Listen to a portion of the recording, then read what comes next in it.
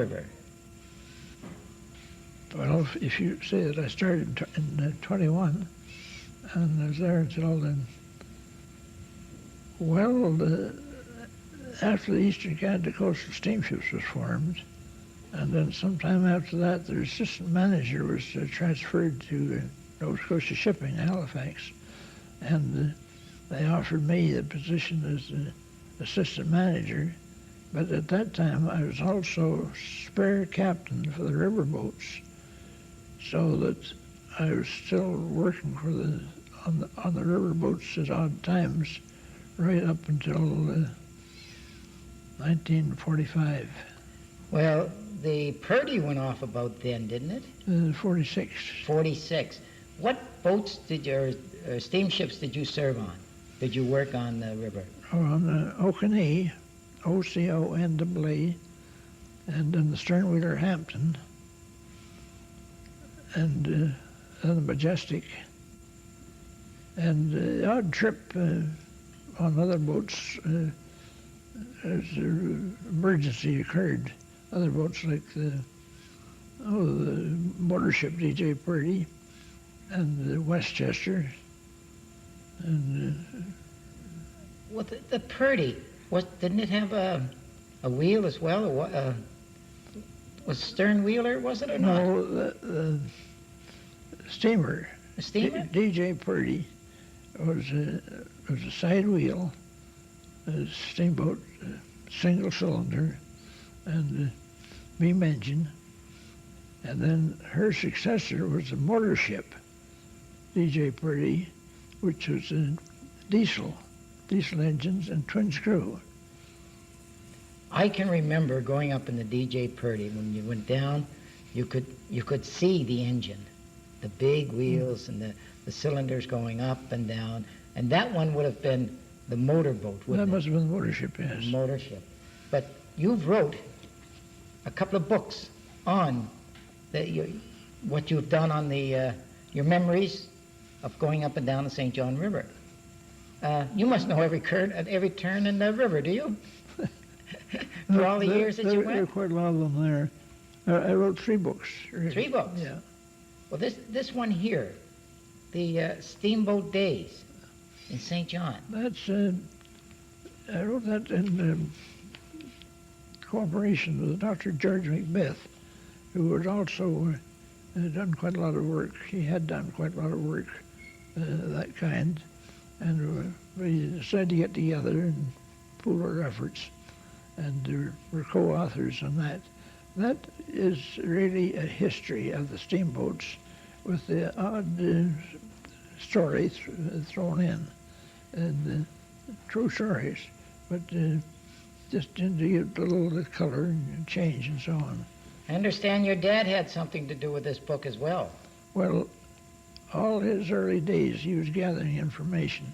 As a boy, he was so interested in steamboats that he saw an advertisement of any kind, any story about steamboats in the daily paper. He got scissors and cut it out and pasted it in a scrapbook. And that was really the start of gathering information that eventually went into this book. Now, right, what boat is on the front of this? I see it's a side wheeler, isn't it? That's the David Weston.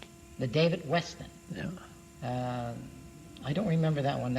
No, she burned in 1903. 1903. No, I don't suppose you remember that. No, I wasn't even around. I don't either. But and this book here tells you about a lot of the stories, things that have happened going up and down the St. John River. Did you find that this book was very popular? Yes. I think you told me it's in the second printing already. Yes, that's in the second printing. And this was authored by you? Yes. And? Dr. George Macbeth. Dr. George Macbeth. Now, you did the second book as well. Now this one, From the Splash to the Paddle Wheel. That's one of the stories in it, the things that happened on the boat, or in stories in connection with the boats. But the stories are all quite different settings and some were amusing, some were just unusual things. And, Can you tell us an amusing story? Or an unusual one? well, I don't know. There's so many. I don't know just which one to pick. But Pick anyone. Come on. well, one day, a nice-looking girl came aboard at St. John and wanted to go to Hampstead. And I was acting purser at that time. And she said she wanted to get a return ticket. I was quite sure she wasn't local, but I was very glad, of course, to sell her a return ticket. And I noticed her particularly a bright green dress, just almost a flashy green summer dress on. So I talked to her a little bit more, of course, on the way up. And she said she's going up to Jave and Warts and to spend her holidays there. I thought that was a bit unusual.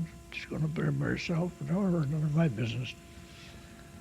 Well, 2 weeks later, she came down aboard Monday morning to come to St. John, and I collected her ticket. And after a few minutes, she said, "Would you do me a favor?" And I said, "Well, yes." She said, "I left 3 rolls of film up there at Jave and Warts in the living room, right on their Chesterfield. You suppose you could get those 3 rolls of film and bring them down to me?" And I said, "Sure," because some of the Warts family are down the boat every day. I said, it's just almost the same as having it right in your hand now." Well, that was all right. My wife usually came, Saturdays quite often, came up to her father's and mother's old place, stayed the weekend with them, and this time she had her young daughter, about 3 years old, along, and that was fine. When we got to St. John, it's time the passengers to go ashore, and there are usually 100 or 2, and I usually stood right by the gangway just to make sure that everything was in order and there was no crowding, no danger of getting pushed over, just keep an eye on them. I saw this bright green dress coming up the gangway, and right behind her was my wife. Well, I didn't think anything about that. It didn't matter. And just as she started up the gangway, bright green dress turned around, the most engaging smile, and she said, "Now, don't forget." You had a lot of I think I could see my wife's eyes. I think I just burned 2 holes in that bright green dress. What would some of the stops be on the way coming down? Where would you stop? You'd leave here from St. John, you go to Fredericton, would it be? Or beyond? All right, so Fredericton, Sandpoint, Westfield. But of course, you didn't make all these stops every time. It just depends, on business and time of year. Mm-hmm. But regular stops, then Crystal Beach and Carter's Point, Public Landing. The Fredericton boat would go right from there to Bedford, and then to Brown's Flat, where quite a few of the other boats went across the river to Victoria Wharf, or Devil's Back. Mm-hmm. And then from there, some would stop at White's Bluff, and some just went from Brown's Flat right to Williams and Cedars. Some of them went into Glenwood, then right on to Oak Point, Bombers, Droz, Hampstead. You had a lot of stops to make then. And yes, and then Queenstown and McAlpin's, and that was halfway to Fredericton then. What would some of the things you'd be hauling? Pardon? What was some of the things you would haul on the riverboat? I mean, you weren't just taking people; you were taking produce, were you not? Oh yes, downriver would be practically all produce of some kind or another. It might be anything from the ordinary produce that comes from up that Sheffield, Maysville area, which is Garden and New Brunswick, for green stuff, and from that even horses and cattle and Horses and cattle as well. All that sort of dressed meat, all that sort of thing. And the up trip, of course, was everything that farmers and people along the river would want, everything that you could find in a country store, because a lot of what we carried upriver was consigned to the storekeepers. And you can imagine just about everything that Everything imaginable. would be used, from molasses to hay rakes. Where could the people out there, they're interested in one of these two books, where could they get the book? Where are they for sale right now? Any of the leading bookstores, but the museums. They'd be at the museum bookstore Yes, too, would they? Yes. They always seem to have a stock of everything there. It's right next door to you too, isn't it? It's only about 5 minutes walk now. That is very good. Well, I want to thank you very much for coming on, Captain Taylor, and maybe at a later date we can get another story or two from you. I'm sure. From some exciting things that have happened along the way, and I'm sure there was lots of them. It was very nice of you to have me on here, because I love to talk about the river. And once I get started, I can't stop. Well, that's good, and I'm afraid we've got to stop you now, Captain, because our time has run out. Please stay tuned, because our own Ruby Kizak will be right with us.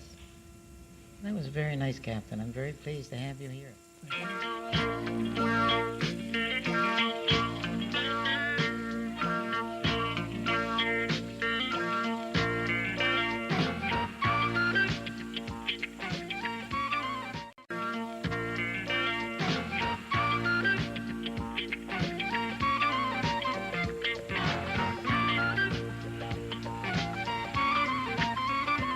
Welcome back. And Ruby is here with another one of her surprises. What you see on the screen there, or what you will be seeing, it's an 8mm camera. Right. This was taken by Frank Bond, and he's allowing us to show our audience this. And Johnny Clark is a gentleman who brought me the projector, then the copy of the picture. And this is a long Bayside Drive that we're going to be watching. So we'll just let the film roll, Bobby, and we'll watch as it goes along Bayside Drive. Bayside Drive, this is showing the staff house where the nurses stayed that worked at the TB hospital. And there you can see a man riding along on his bicycle right along Bayside Drive. And there's an old delivery truck. Now we're moving towards East St. John School, and up on the hill you can see East St. John School, and then we can see an old-time car coming along Bayside. Seems the poles are very close to the road. Now there's Stella Maris Church in the background, and another truck, a lot of movement on the Bayside Drive. Now this one, the smoke is coming from the match factory that was down in back of Kane's Corner, and this would have been taken. Oh, there, Bobby, is Chief John Quigley. That's a good shot of it. Good shot. The Yes. chief is coming out, and he's coming out right up front of the parish hall. And he's walking over, and there's the service station that was just across from the parish hall. And looking at those trucks, we wonder what year. Here we are at the dry dock, and this man's name is Bill Reed in the white shirt, and he was the timekeeper at the dry dock. And there they go. And the man with him, I believe, was Ray Woodruff. And this was right at the entrance, more or less, to the dry dock. I wonder if those gentlemen realize they're on camera. On camera. Now here we say a security man, and the gentleman there in the suit is Pete LeBlanc. And this was the gate right across the entrance to the dry dock. And in the background, you can see the TB hospital. And I guess everybody had to check in before you entered into the dry dock. And there's an old... And here is Sergeant Jim Smith. He has a son, Mel, who works at the City Works Department. I believe he used to come to the schools and did a lot of talking on safety to the children. Now that was taken right in front of Stella Maris Church. Now we're back here, and we've got Pete LeBlanc again, and we don't know the other gentleman with him. Pete LeBlanc would be on the right of the screen, and they are really hamming it up. They know they're on camera. They're really hamming it up for the audience, and it's having a grand time entertaining those that are watching. And this one is where today it's gone. It's the corner of Mount Pleasant Avenue and Bayside Drive. And if you notice, the little tiny building was where they used to hold court, and right to its left would be where the East St. John Hardware is. And at this time, it's a vacant lot. And now we're down at the service station, the Irving Station, in front of Bayside Junior High. And if you notice, there is no Bank of Commerce building. And we're looking right out Bayside Drive towards Kane's Corner. And here's all the traffic flowing out Bayside Drive. Seems to be 1, 2 cars go by, and then there seems to be a lull. Maybe this was the rush hour traffic that we often talk about. Bayside Drive, these houses look just about the same as today, and you can see Stella Maris. Now here comes the streetcar, Bobby. This was supposed to be the last trip. The last trip of the streetcar in East St. The last trip that the streetcar made out Bayside the Drive.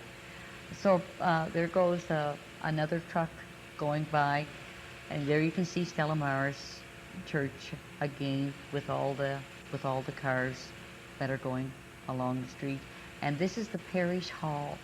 This is where Billy Somerville now has Somerville flooring, and here you can see somebody up on the roof of the building. They used to have their well baby clinics in this building.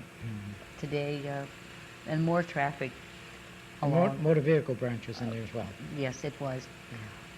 Well, we'd like to, I would really like to thank Frank Bond, and Frank Bond tells me that he has more.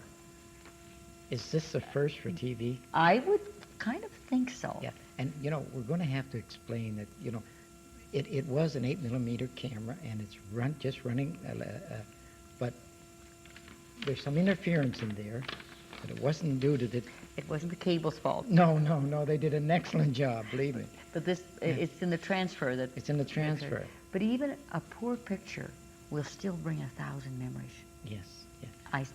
Now, one thing that they left out in this movie was the poorhouse that would have been right along by the dry dock. Yes. I was rather hoping that they were going to show that, but they did show the TB hospital, and at one point there I saw the Boys Industrial Home, and I wasn't quite quick enough to say, hey, there's the Boys Industrial Home, and it showed the pig barn and the cow barn and all of it. And Sergeant Jim Smith lived for many years on the corner of Mount Pleasant Avenue and Pleasant City Street. Right up the head of the hill. Right up, I believe Mr. Peters, who's well known as our chef here in St. John, lives in Sergeant James Smith's home, and his son Mel Smith worked for City Works, and Ray Woodruff. That's quite a popular name out East St. John, Woodruff. And I think maybe Mr. Woodruff is now at Lochnomond Villa. Oh, is he? So when you go out there to see your mother, you can look for Mr. Woodruff. Would be any relation to Bill Woodruff? And what's Gary, is it? Gary Woodruff? Yeah, I don't know. I would more or less think, yes, that there would be a connection. I'll know tomorrow. You'll know it. Good. Remember now, this was Bayside Drive, but on the old maps it was called the Little River Road. And then in later years, in the early 1900s, they'd have called it simply the Main Road. They didn't refer to it as Bayside Drive. And where you saw just a tip there of where East St. John Hardware is built today, that is where Crouchville, that we talk about. Crouchville started right there. That was the Crouchville starting. Well, you've heard about East St. John, and I'm sure all the boys in East St. John like jackknives. And I think you've got some jackknives here today to show us. Well, the reason I brought these jackknives, now these are not old and they are not that rare, but there's an awful lot of collectors. I had a letter the other day for a gentleman down in Connecticut looking for jackknives. Now, every young man, when I was younger, had a jackknife, but they were for whittling, more of a symbol thing than anything. But I like this one because it's got a horse's head on it. It has. It's got a horse's head on it, and this was more or less a fancy jackknife. Fancy one. But my grandfather always had a jackknife in his pocket. Why did he carry a jackknife? Well, peel my apples. Not really, not really. You don't think he just carried to peel my apples? No. And he could peel an apple and never break the skin the whole way around. And when he ended, you hold it up, and it was one long. That's some trick. It was some trick. Why did they carry? Clean Plug the pipes out. tobacco. Oh. No, plug tobacco. So They you used to cut it. They cut it and chew it. and cut it and chew it. Yes. But I think too, a lot of country people, men carried them, for they never knew when they were going to open up a jute bag of feed. That's right. Because they would use their knife. Every country boy had a jackknife. Did you ever take the knife and go in the spring of the year and get an alder bush, or sometimes they would use, and make a whistle? Yes, yes. Yeah, I thought you were going to say a fishing rod. Well, fishing I did rod that too. My Yeah. older brother Gordon made me one once, and I had that whistle. I was so proud of it, and you had to soak the wood, and you had to take the bark all off, so very, very It's been a carefully. long time since I did that. But talking Long about time. jackknives again, there in that area where we were looking at today, there's where our Grahams lived that did the carving. East St. John. Well, there was 2 or 3 Grahams, There wasn't were there? 3 generations. 3 of- generations. of Grahams that did the carving. But this is where a boy, I can remember taking a piece of cedar kindling. Now, I was a girl, but I loved to sit and whittle. Whittle. Because if you had a cedar stick and all those little shavings, then you could light the fire in the morning.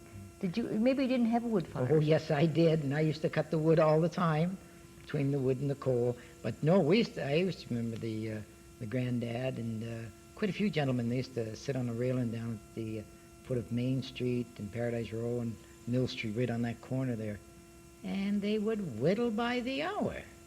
I don't think they ever made anything except a mess, but they whittled all the time. But the reason I brought these really is because there is collectors, and some knives are quite valuable. So if you have an old knife out there, you can go down the library, down the reference department, and they can give you addresses. And I think, Bobby, when you pull out the blade, some of them are stainless steel. There's different names. Yes, yes. And there's different makers. Yeah, that has a lot to do with it, where it was made at. A lot of them were made in Germany. But Is it made in Switzerland too, Bobby? yes, in Switzerland, a lot of them. But every boy, I suppose that was almost what'd you say, a status symbol Yes. to be able yes. to carry a jackknife in your pants pocket. I kept my children away from knives. But yes, dangerous. They are Many very children yeah. would be cut. And I think one of the things you were always that you never whittled towards Towards yourself. you, towards And you. that's one thing a small child would take a knife and pull towards himself. I learned the hard way. Because our Louis Braille, who designed the Braille alphabet, Yes. I believe his father was a harness maker, and he had a very sharp tool, and he kind of crept into the shop when no one was around, and it was like I call an awl. It was very sharp. Yes. We think of a jackknife, but he went to punch the leather towards himself, and that was what injured his eye, and the infection spread to the other eye. So it can happen, so quickly. So easy. So easy. easily. So this is one of the things you always whittled Away from you. away from yourself. I got one other thing. Now, I like to collect anything that has an advertising on it. And this one here, I was going to say that's a wheel off a kitty car. I wish it was. No, this is an ashtray, and these are getting fewer and fewer around here, ashtrays. But it was made by Goodyear. Goodyear. Oh yes, I see Goodyear. the name. It was an Goodyear advertising. tires. So Goodyear. that's why there's a tire That's on it. why there's a tire there. The center come out very easy, Oh, that. and So you could wash that, clean wash it all it out. and clean it. Yeah, we used to take these and roll these with hoops, with a little stick and see how fast and how far we could go. But it's made just exactly like a large tire.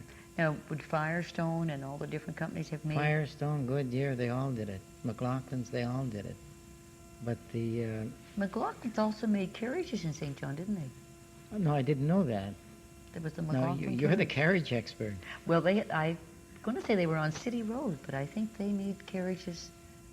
The McLaughlin carriage was a brand name here in St. John. No, I didn't realize. They've made a lot of things in St. John. Today, there's very little made here. Really, manufactured here. But more or less they had to, Bobby. We had to, if we wanted it, We had to make it in those days. It I wasn't can as see what easy you mean. to bring in as it is today. Today, if you get a company in Montreal that makes wonderful ashtrays, it seems easier to bring them in than it does for us to decide we want to make It's usually ashtrays. a lot cheaper too, but yeah. But I mean, you were talking about your shoe factories, your desk factories, and so on like that. I mean, if And I wanted a pair of shoes, and I lived 100 years ago, the only way I was going to get a pair of shoes was to find somebody handy, because I couldn't walk too far, that would make my shoes for me. I don't think we have a shoemaker in St. John today, do we? We have shoe repair people, but do we have a shoemaker? Not to my knowledge. That's a good question for you to find the answer to this Oh, time. look, you've got a whole bundle of stuff for me to find. But when you shoemakers really intrigue me. For you had your shoes. You didn't have 4 or 5 pairs of shoes. You had 1 pair of shoes, and you were going to bring a button hook to show us how. Yes, and I forgot, and it's a good time to bring it up because we're all through right now. And I want you to say goodnight to everybody, Ruby, please. Good night. Thank you very much for watching. Good night for now.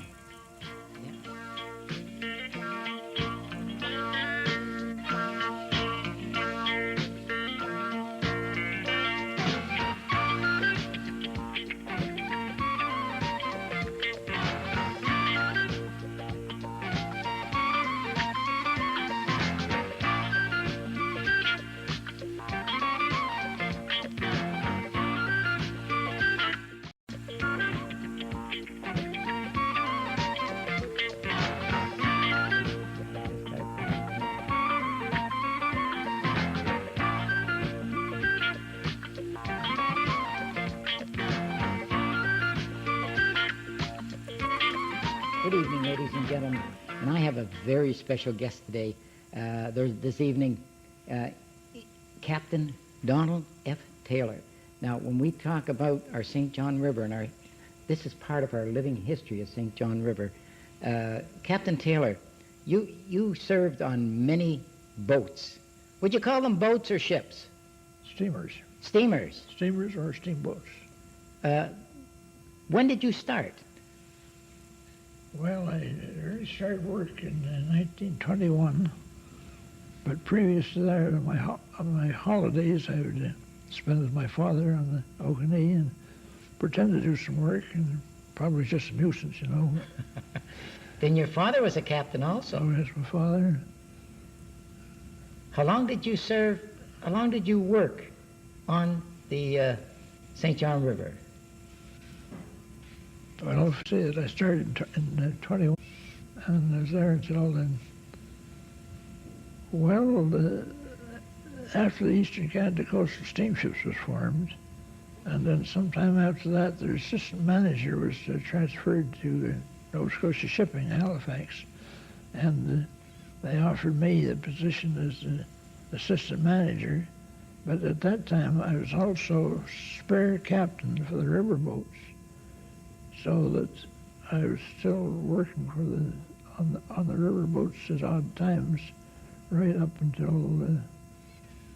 1945. Well, the Purdy went off about then, didn't it? 46. 46. What boats steamships did you serve on? Did you work on the river? On the Okanee, OCONAA, and then the sternwheeler Hampton, and then the Majestic, and the odd trip on other boats as an emergency occurred. Other boats like the motorship DJ Purdy and the Westchester, and Well, the Purdy, didn't it have a wheel as well? Was stern wheeler, was it or not? no, the steamer. The steamer? DJ Purdy was a side wheel, a steamboat, single cylinder, and beam engine. And then her successor was a motor ship, DJ Purdy, which was a diesel engines and twin screw. I can remember going up in the DJ Purdy. When you went down, you could see the engine, the big wheels and the cylinders going up and down. And that one would have been the motorboat, That wouldn't must have been the motor ship, it? yes. Motor ship.